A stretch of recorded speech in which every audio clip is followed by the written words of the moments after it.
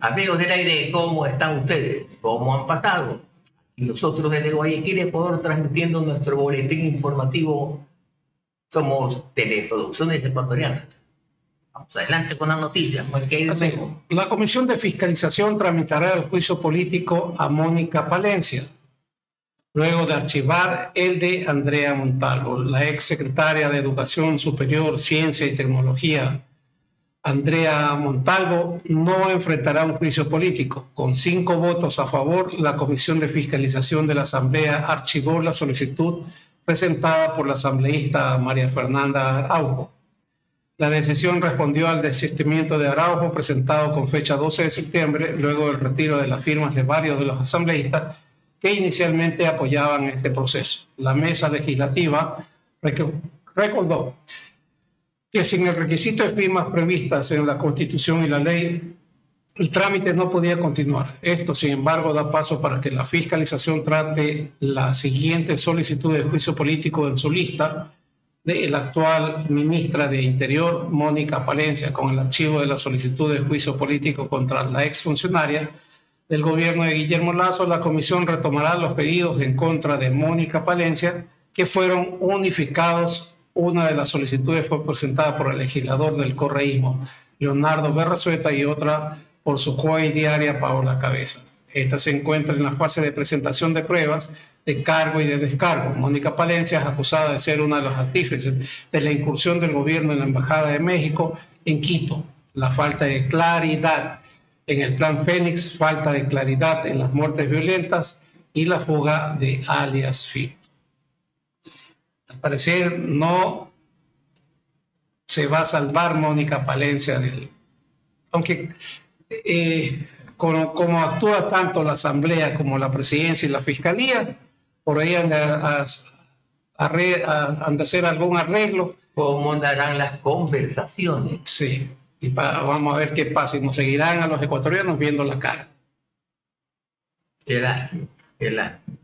Sigamos. Bueno, atropellan al ciclista ecuatoriano Kevin Pozo. Su estado de salud es grave. El ciclista ecuatoriano Kevin Pozo fue atropellado justo ayer, en horas de la mañana, en el sector de la Panamericana Norte, por Pitiucho, cerca de Quito.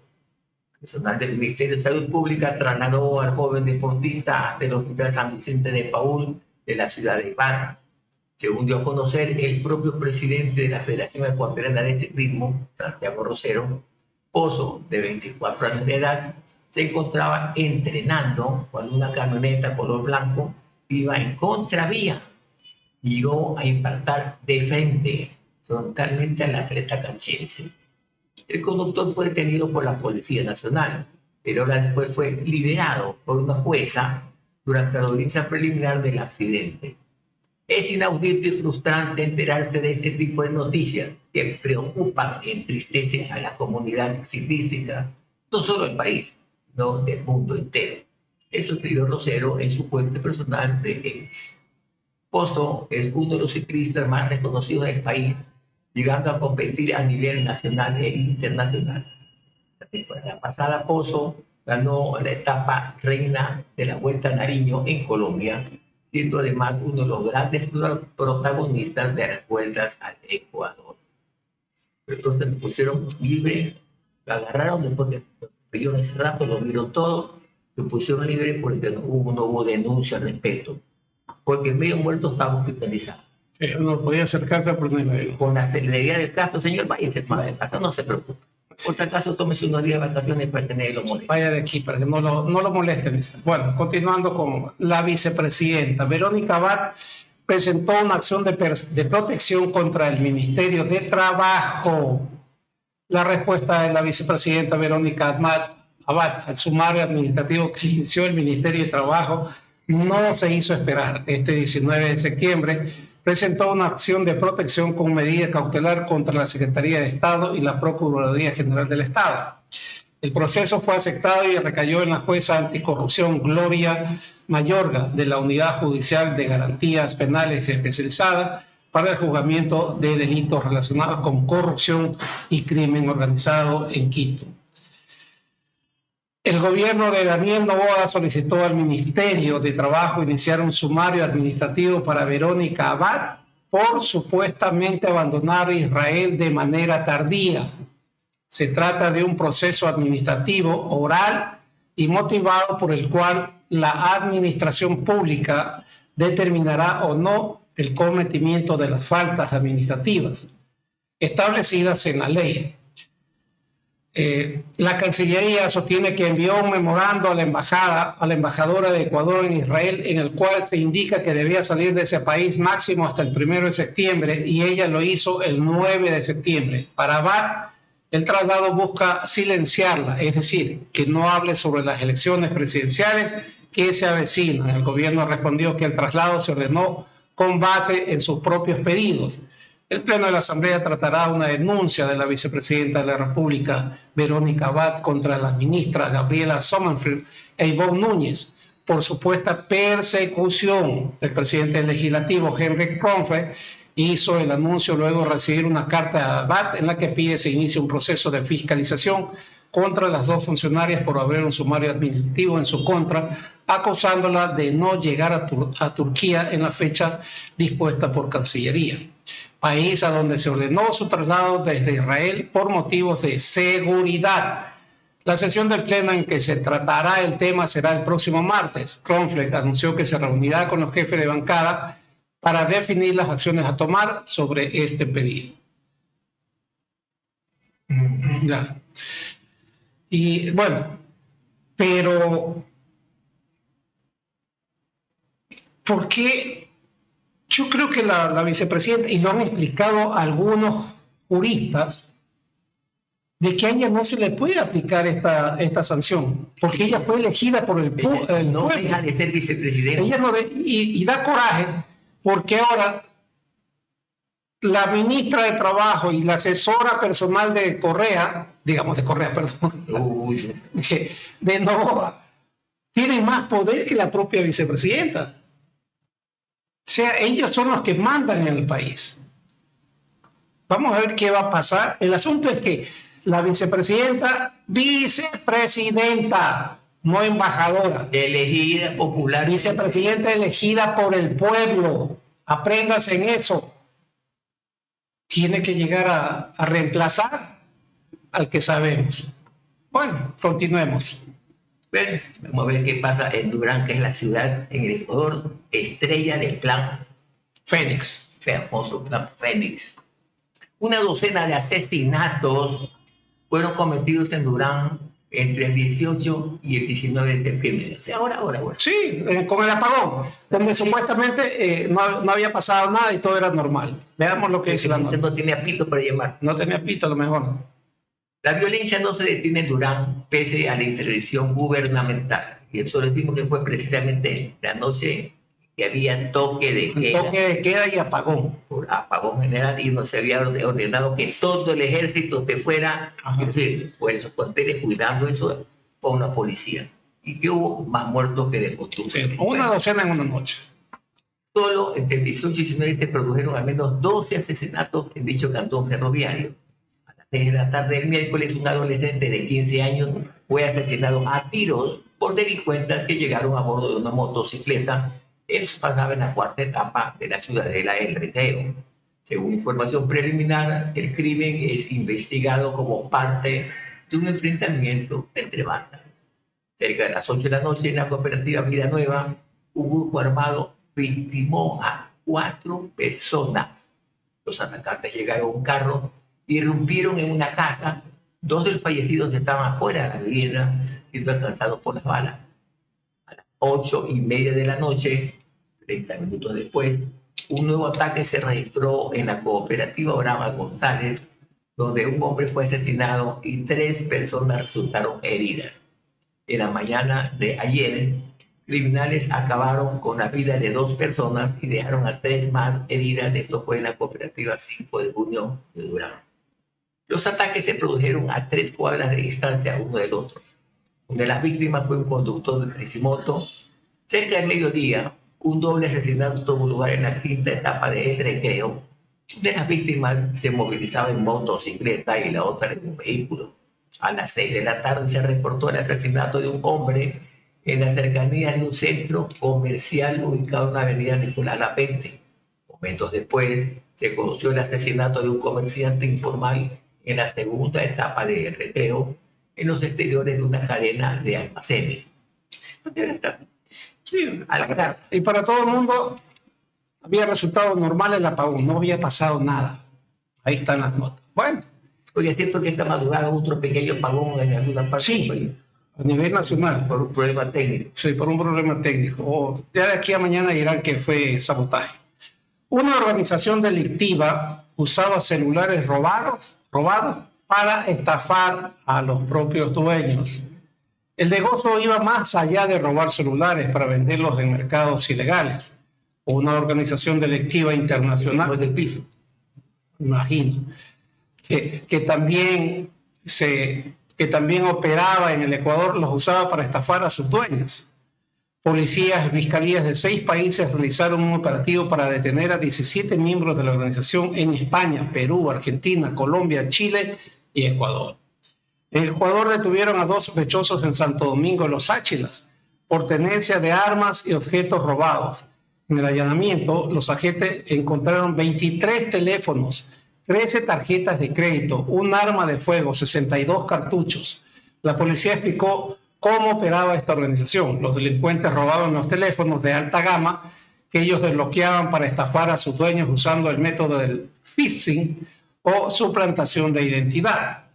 En un mensaje o correo ofrecían recuperar el dispositivo, enviaban un enlace y cuando sus propietarios familiares daban clic, eran redirigidos a un sitio web que pedía sus datos personales y contraseñas. Con esta información, los ciberdelincuentes accedían a los datos personales y con ellos a sus cuentas bancarias. La plataforma que utilizaba para este delito se denomina Server. Su administrador fue detenido en Santa Fe, en Argentina, junto a otros miembros que daban soporte digital. Esta organización estafaba desde hace 5 años, según las investigaciones. El sistema informático usado por los ilícitos tiene cerca de 2.000 usuarios y se estima que las víctimas llegan a 483.000, 42.000 de ellas en Ecuador. En total, la Policía Nacional y el resto de América y Europa realizaron 28 allanamientos tras 2 años de seguimiento. ¿Bien? El asunto estaba... Por eso es malo cuando llegan mensajes de tal cual empresa que es como hay ayer por WhatsApp con una fotito de la F de Facebook me llegó un mensaje que decía que me iban a bloquear la cuenta y le iban a cerrar definitivamente si yo no entraba a arreglar y si no le daba un clic al link que ellos mandaban para yo arreglar. Hoy día ya estaba clausurada la cuenta, pero como más o menos conoce el ya dije no, aquí no va, no hay que dar clic y mejor borramos el mensajito ese. Sigamos mejor con noticias. Autoridades municipales están en desacuerdo a ceder el acceso de sus sistemas de videovigilancia al ECU 911. Varios municipios del país expresan su desacuerdo a la orden presidencial de dar acceso al ECU 911 a su sistema de seguridad y cámara de videovigilancia. O sea, para tener controlado todo. Todo, quieren controlar todo, eso es lo único que quieren ellos. Según el jefe ejecutivo, el presidente Daniel Noboa ordenó que los centros de procesamiento de datos de los sistemas de videovigilancia operados por los gobiernos seccionales pasen a ser controlados por el sistema integrado de emergencia, todo centralizado. Con esto, según el gobierno, se busca garantizar la protección de datos personales y que no sean utilizados de forma indebida. Como lo contrario, de pronto les puede resultar lo contrario. Claro. O existen denuncias que están en este dato que están usando de forma indebida.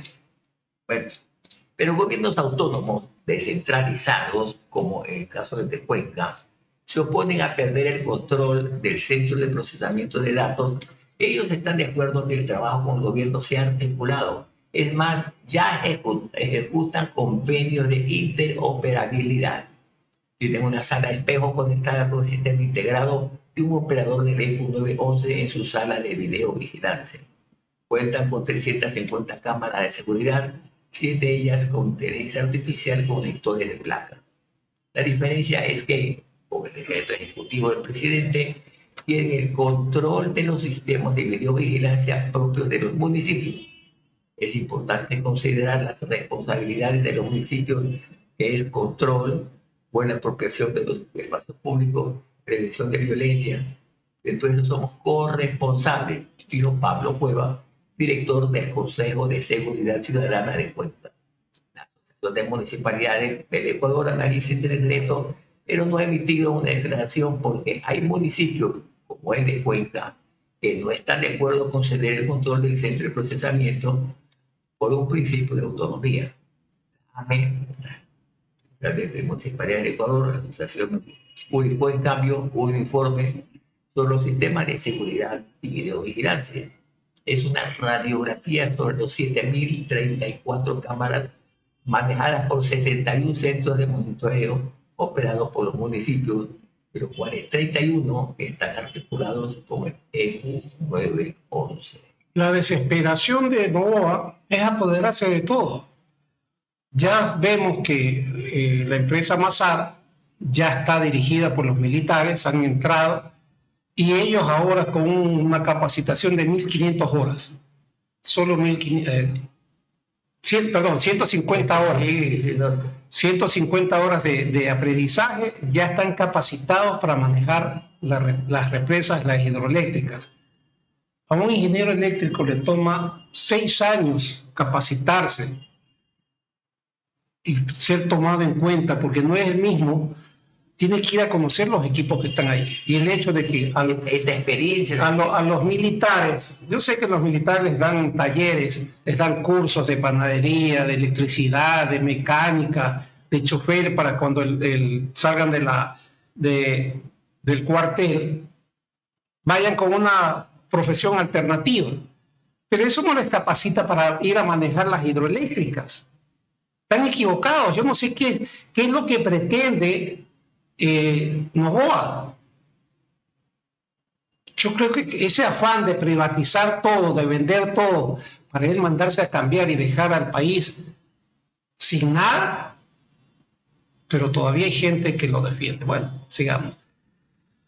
Decía alguien, de broma y broma, que la letra inicial del apellido del presidente es N, pero que él por lo pronto no va a permitir que se llegue hasta la N, sino que solamente se quede hasta la letra anterior, hasta la M. O sea, que está haciendo para que el país se quede en la M, pero que no avance a la N.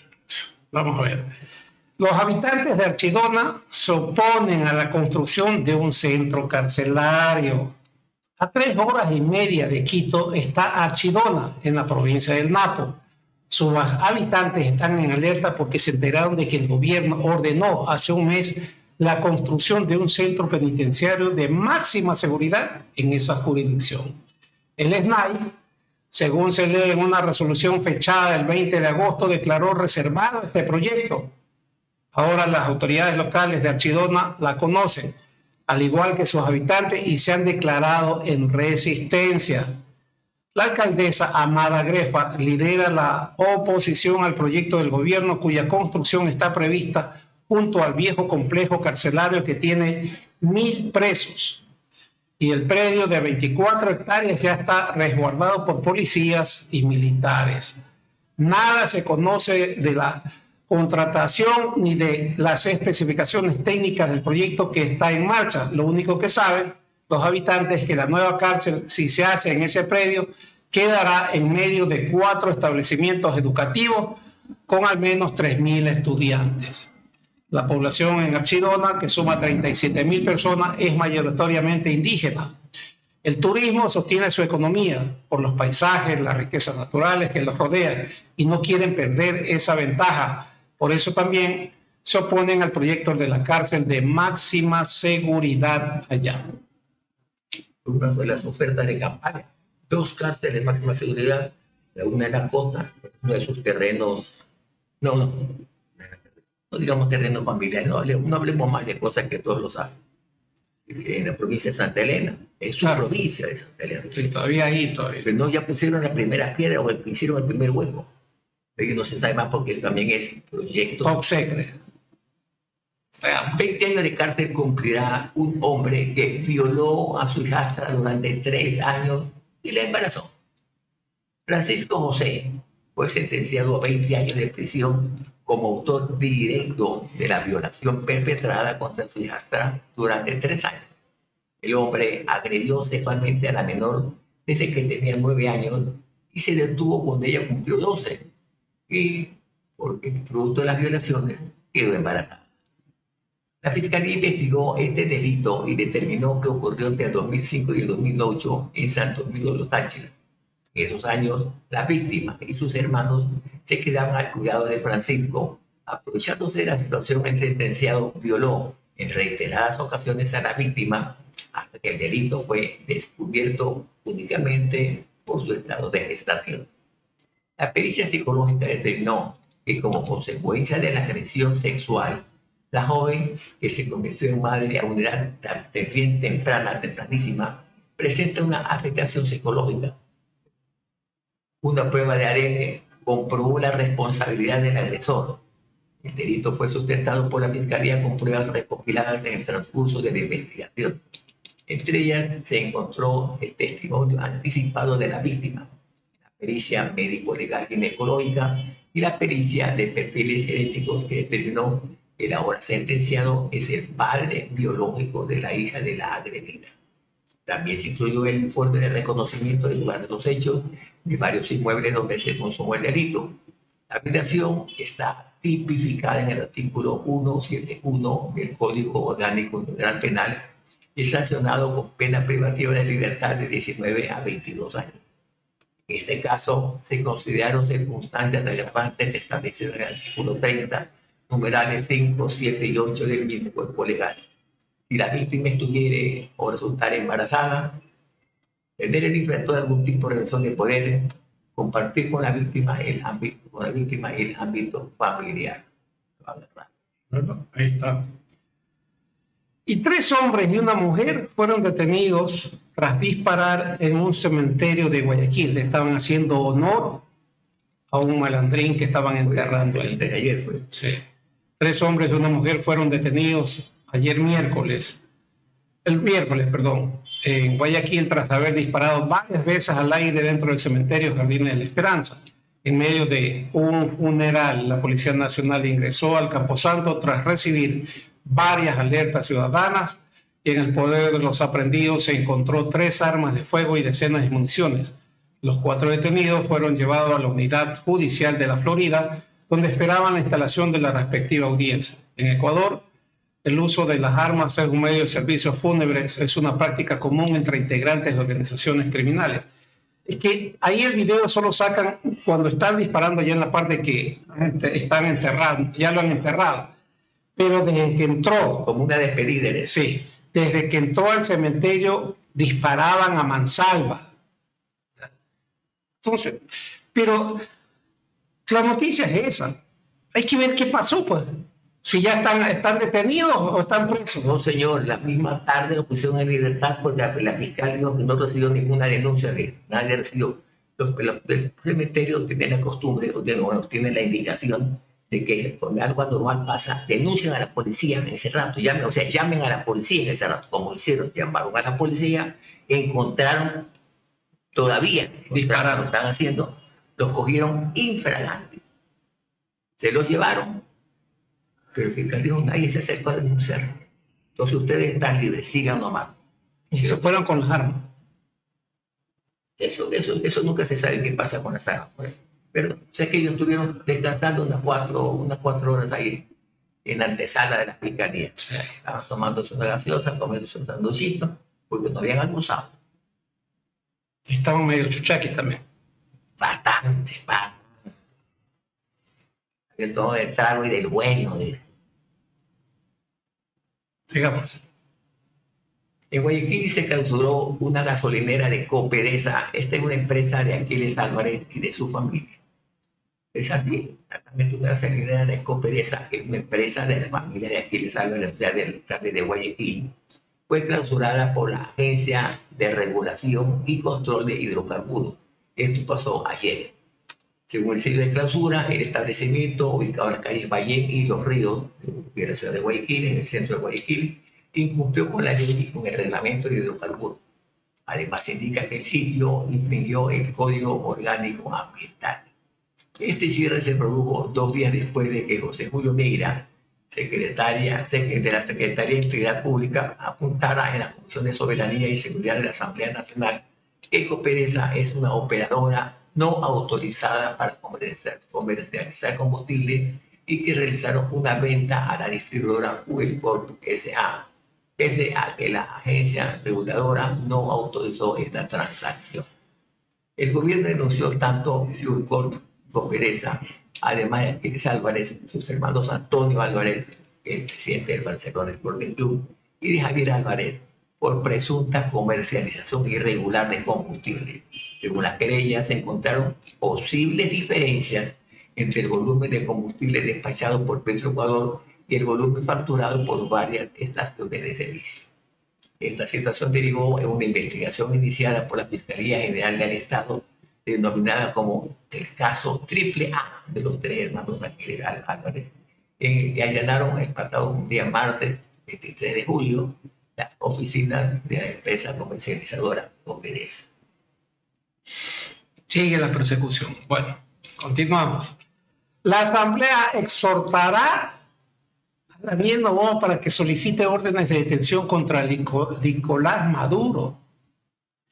Con 79 votos a favor, el Pleno de la Asamblea Nacional aprobó una resolución para exhortar al presidente Daniel Noboa a solicitar órdenes de detención contra su homólogo venezolano Nicolás Maduro Moros. El proyecto de resolución fue presentado por la legisladora por el movimiento Gente Buena, María Teresa Pasquel. Ella solicitó un cambio en el orden del día de la sesión 962 para incluir el proyecto de resolución que fue respaldado por la mayoría. En contra votaron 50 legisladores del correísmo. Argentina instó al CPI a solicitar una orden de detención contra Maduro. El 6 de septiembre, la Cancillería argentina instó a la Corte Penal Internacional a solicitar una orden de detención contra el presidente venezolano Nicolás Maduro y otros cabecillas del régimen ante el agravamiento de la situación después de los comicios presidenciales del 28 de julio. El episodio más resonante de los últimos meses entre Argentina y Venezuela fue la expulsión de los diplomáticos argentinos de la embajada en Caracas por parte del gobierno de Maduro. En respuesta a la denuncia de fraude del ejecutivo de Milei, cuestionada especialmente sensible dado que la sede diplomática del país suramericano brindaba asilo a 6 opositores venezolanos. Javier Milei y Nicolás Maduro viven un nuevo enfrentamiento desde que la Fiscalía venezolana anunciara este miércoles la solicitud de una orden de captura contra el mandatario ultraliberal. La justificación es el caso del avión venezolano iraní detenido en Buenos Aires desde el 2022 y enviado en febrero pasado a los Estados Unidos. Me admira la facilidad y la preocupación que tienen estos asambleístas de Gente Buena, de ADN, de Construyen, que tienen la preocupación por defender al pueblo venezolano. Andan preocupados por eso. Ellos quieren que Edmundo Morales sea el presidente, pero les importa un carajo lo que sucede aquí en el país. A ellos no les importan los 12 muertos de una sola noche. No les interesa resolver los problemas del pueblo ecuatoriano. A ellos les interesa resolver el problema de Venezuela. Me imagino que Edmundo Morales les habría ofrecido algo. ¿Qué será? ¿Una casa? ¿Un sueldo mensual? Que andan preocupados porque que se dé esa. Preocúpense por el país, trabajen por el país, no por otro. ¿Qué nos da Venezuela a los ecuatorianos? Y ustedes preocupados por ellos. Ya basta, pues. Todos, si tienen un poquito de vergüenza en la cara, deberían coger sus trapos y mandarse a cambiar a la casa, porque son un desastre para el Ecuador ustedes. ¿Qué va a decir? Mejor pasemos a la página y despidamos. Sí, les agradecemos la sintonía y los invitamos para volvernos a encontrar el día lunes aquí en su canal de Teleproducciones Ecuatoriano, radio y televisión online. También nos pueden escuchar a través de las ondas de la radio del Centro Mundial de Noticias, CMN Internacional. Nos vemos el lunes, disfruten la semana, el fin de semana, pórtense bien y cuídense, que nadie los va a cuidar. Miren cómo están los asambleístas, ellos van a cuidar a los venezolanos y no a los ecuatorianos. Y acuérdense que cuando pase algo malo, que corran a la fiscalía a denunciar, porque si no existe denuncia, a las 4 horas, no a las 4 horas, salen libres los angelitos, por más que lo agarraron con una pistola en la mano y los agarraron con los policías, vieron cómo disparaban los últimos tiros porque llegó la policía. Pero la policía no pudo certificar de que efectivamente estaban en un acto flagrante. Bueno, pasemos la página, pasemos un bonito fin de semana, nos veremos la próxima semana con nuevos apagones acá en nuestro país. Buenas tardes.